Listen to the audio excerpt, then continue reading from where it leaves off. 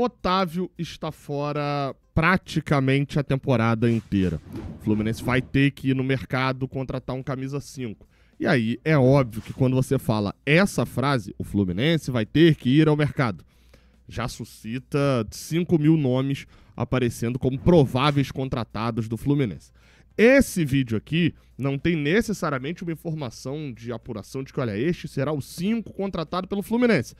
Tem como função, esse vídeo aqui, mostrar e falar, a gente comentar sobre alguns nomes que estão sendo, que poderiam ser contratados, melhor dizendo, pelo Fluminense para ocupar essa vaga deixada por Otávio. Deixa o like aqui embaixo, se inscreva aqui no canal. Eu sou Gabriel Amaral, sou jornalista, sou tricolor e vou falar aqui de alguns nomes. Só para poder deixar claro já de início, tá? Vou falar de uma série de nomes que eu vi passando por redes sociais, ok? E vou explicar, inclusive, por que uns podem, outros não. Uns fazem sentido, outros menos. Beleza? Então vamos lá. Cara, só para começar, eu peguei uma listinha feita pelo JV Rates. Acho que deve ser isso aqui, pelo menos. Ou JVR Rates, lá no Twitter. E aí ele falou opções viáveis. Ele botou assim, lembrando que só podem jogadores sem contrato ou do futebol brasileiro. Isso por quê? Porque essa janela que está ativa agora no futebol brasileiro até o dia 11 de abril, ela só se aplica, ela é uma janela feita para jogadores que disputaram campeonatos estaduais. Ela é uma janela feita para o garoto que se destacou no time pequeno do estadual e que esse time não vai ter mais calendário até o final do ano, ele não precisar só se transferir para um time maior no meio do ano e perder 2, 3 meses de carreira.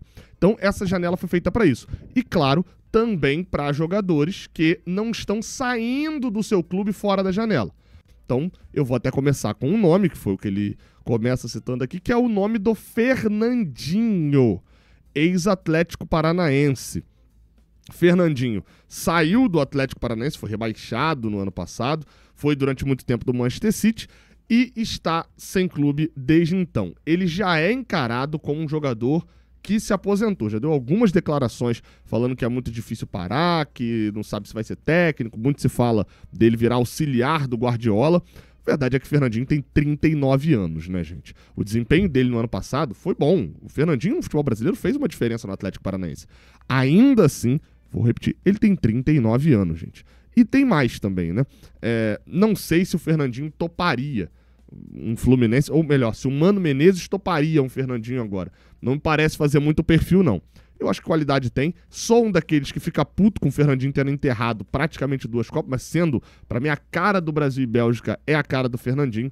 E me incomodaria muito com os 29 anos. Dito isso, joga bastante bola, ninguém fica no sítio um tempão sendo bagre, não. Mas, apesar do bom ano no ano passado, acabou ficando muito marcado com o rebaixamento do Atlético Paranaense. Outro nome citado por ele é o de Wallace. Esse Wallace, pode ser que muita gente não lembre dele, ele tá no Cruzeiro, foi revelado pelo Grêmio. Eu vou botar uma foto dele aí na tela, porque esses que, né, de repente a pessoa... eu achar que vocês podem não conhecer fisicamente o jogador, né? Eu vou botar uma fotinho aí, ó. Esse daí é o Wallace.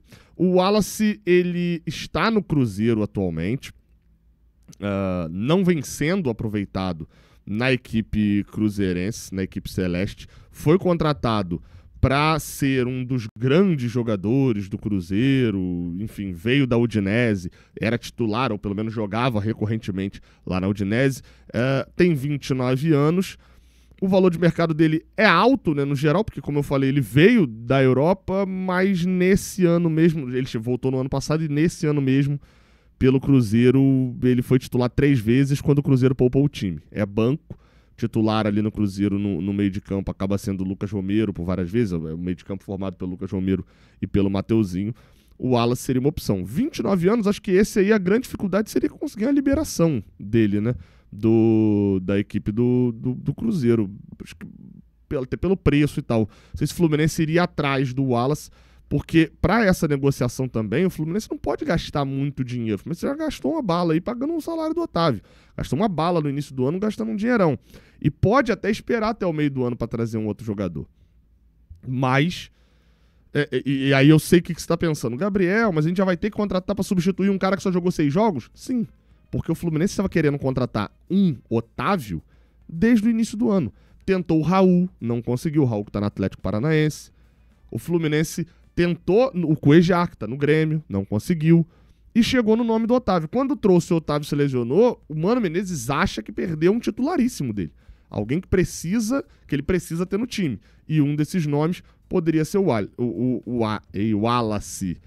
Já confundi com o próprio nome, que é um jogador que já apareceu aqui de notícias. É outro nome que o Fluminense já teve interesse, que é o de Zé Wellison. Esse eu nem vou botar foto, porque você já viu ele algumas vezes. Jogador do Fortaleza, já apareceu, como eu falei algumas vezes aqui, no nome, com seu nome ligado ao Fluminense. Sim, é um interesse, é um camisa 5. Hoje vem sendo reserva, né, jogando pelo time alternativo do Fortaleza. Pode ser nosso adversário, né, agora já nesse final de semana. O meio de campo, o Sacha, o Vojvoda muda o time toda vez, né, mas quem tem jogado na posição dele ali também é o Lucas Sacha.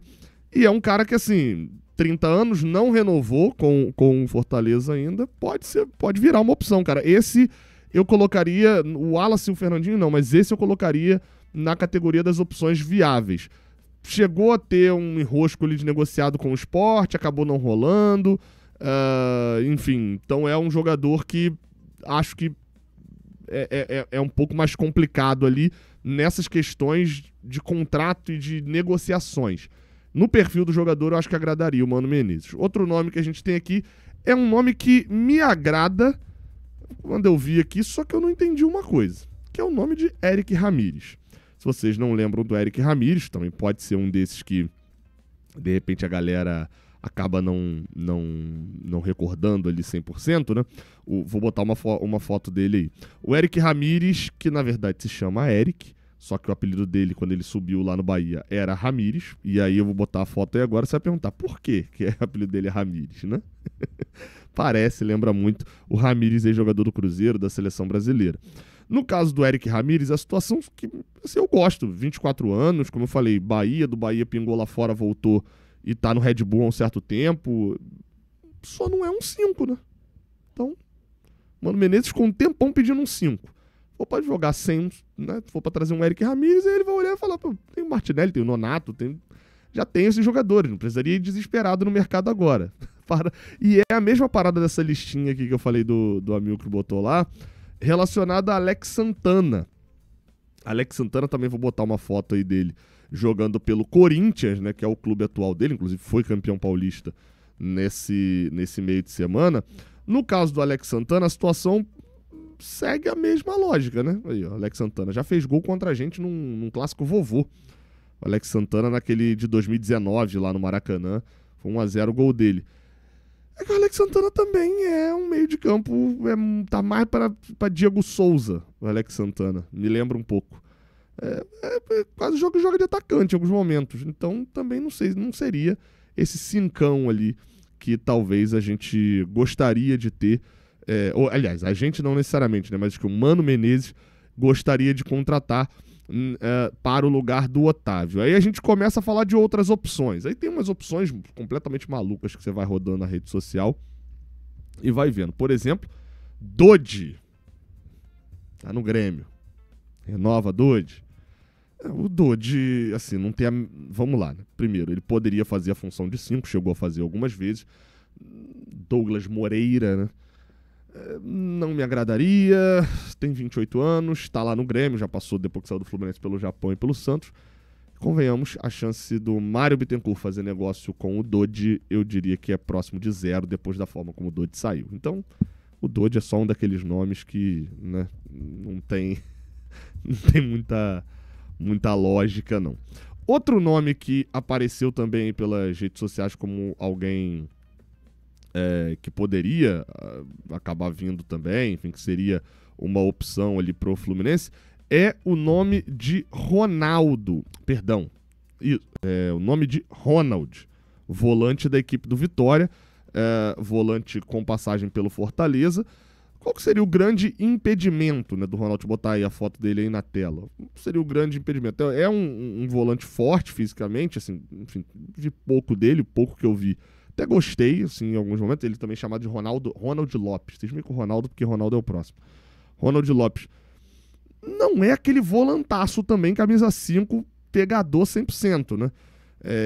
Esteve durante um bom tempo no Fortaleza, até o Fortaleza lá atrás, né? Um tempo mais atrás ali ainda da chegada do Vojvoda. Aqui no Brasil ele sai da base do Flamengo pro Nova Iguaçu, enfim, olhando a carreira dele aqui. Ano passado ele estava no Criciúma, chegou a enfrentar a gente pelo Criciúma também ali no meio de campo. Qual que é a grande questão? É que o Vitória acabou de pegar ele, né? Ele tem 15 jogos no Vitória e foi titular agora na final no Bavi. Então a chance, diria eu, é pequena também da gente ir buscar o Ronald do Vitória, até por essas questões de contrato, talvez tivesse que gastar muito mais do que se queria. Outro que também aparece, que aí eu falei do Ronald, né? Tava falando Ronaldo, porque é o Ronaldo do Internacional. Também foi outro que eu vi passando na minha timeline, né? Como um jogador que faria... Esse é cincaço, né? Esse não é cincão, não. Isso aí, meu amigo, se você olhar sobrenome dele, deve ter alguma coisa ali, Ronaldo Cocito, alguma coisa assim. É o cincão de força física total. Só que assim, tem 28 anos, foi revelado no Flamengo, lá atrás. Lembro, inclusive, batia pra cacete. Passagem pelo Bahia, pelo Japão. E aí a questão do Ronaldo é o seguinte, é que ele vem, joga pelo Juventude do Roger Machado, e o Roger pede ele no Inter pra esse ano. Ele não é titular, né, não é titular da equipe do Internacional, mas entra em praticamente todo o jogo. E aí, né, a gente chega naquela questão de... Pô, se o Roger Machado mandou tirar o cara do Juventude, levar pro Internacional, o cara tem jogado recorrentemente, dificilmente o Ronaldo vai sair agora do Internacional. O Fluminense vai conseguir tirá-lo de lá sem que seja feito um drama ou alguma coisa desse tipo. Então, também acho que sai da nossa listinha. E aí o penúltimo da nossa lista é um velho conhecido também já de quem lida aí pelas internet, que é Fernando Sobral, cara. Fernando Sobral esteve durante um bom tempo na equipe do Cuiabá recentemente, mas fica muito mais marcado pela equipe do Ceará, né, que é essa foto que eu botei aí. Inclusive, hoje, o jogador tá no Ceará, né? De novo, ele sai, vai pro Cuiabá, o Cuiabá caiu, ele volta pro Ceará. É um volante que também não é o cincão. Aí é que pega. Ele é quase que um 8. Até joga, dá um passo pra trás, mas é meio Martinelli, não no sentido de... Fernando Sobral é muito mais, né? Uma no cravo, uma na ferradura, mas no sentido de que ele até joga, mas não é a função principal dele. Ele é um meio de campo que chega muito mais ao ataque do que necessariamente está lá atrás rebatendo bola. Tá de volta ao Ceará, também veio nessa temporada pro Ceará e acho pouco provável que o Ceará também liberasse com uma facilidade muito grande. Lembrando que estamos numa janela de encaixe. E esse tipo de janela é complicado porque o time que liberar um jogador agora, ele não consegue ir ao mercado buscar outro. Então a gente... Por que eu tô dando exemplos aqui também de jogadores que vocês nem conhecem tanto? Aliás, vocês conhecem mais, porque são os mais óbvios. Ou o Fluminense vai ser extremamente criativo nesse mercado agora, já que ele não pode ir para fora, já que ele não pode contratar jogadores de times que têm um poder aquisitivo já maior. E por que não pode, Gabriel? Por aquele mesmo motivo que eu te falei. Se ele for lá, ele vai ter que pegar a xepa. Porque qualquer jogador, o time não vai liberar agora, o time não vai querer vender agora, já que ele não pode ir ao mercado repor. E aí tem uma opção, cara, mas é aposta. E aí eu não acho que o Mano Menezes queira ir pra esse lado não, tá? É um jogador que eu gostei dele no Campeonato Carioca. E, enfim, se for... Tem que contratar um agora, eu iria pra alguma invenção. Procurar, tentar negociar e etc. Mas, assim, o único que bate com característica de ser cincão e de não ter tanta resistência para poder contratar seria Pierre, do Volta Redonda. Você vai lembrar dele da entrada duríssima que ele dá no Isaac no primeiro jogo. Mas foi um jogador que foi bem importante nesse Volta Redonda no Campeonato Carioca. Pertence à tombense do Eduardo Duran, ou seja, para ele tirar do Volta Redonda e tacar no Fluminense não custaria muito, conseguindo até com empréstimo. Só que, como eu falei, não é o jogador que o Mano Menezes vai olhar e falar: veio o meu camisa 5 que vai resolver os problemas, como era o Otávio aos olhos do Mano Menezes. Então, acredito também que não tenha. Esse daqui fui eu que sugeri, tá? Esse eu não vi o nome em lugar nenhum, não. Mas, enfim, acho que era ter conseguisse baratinho, um empréstimo, alguma coisa. Pra mim, o que eu vi de bola dele foi muito mais do que eu vi o Vitor Hugo jogando em qualquer momento aqui pelo Fluminense também. Grande chance de não dar em nada, tá? Mas é só aquele olhar de que, pô, me pareceu algo positivo. E aí, cara, qual o nome que o Fluminense vai buscar no mercado? Porque as opções são tantas, mas as negociações são muito difíceis, né? Comenta aqui embaixo, tá? Deixa o like e se inscreve aqui no canal. Tamo junto, até a próxima. Valeu!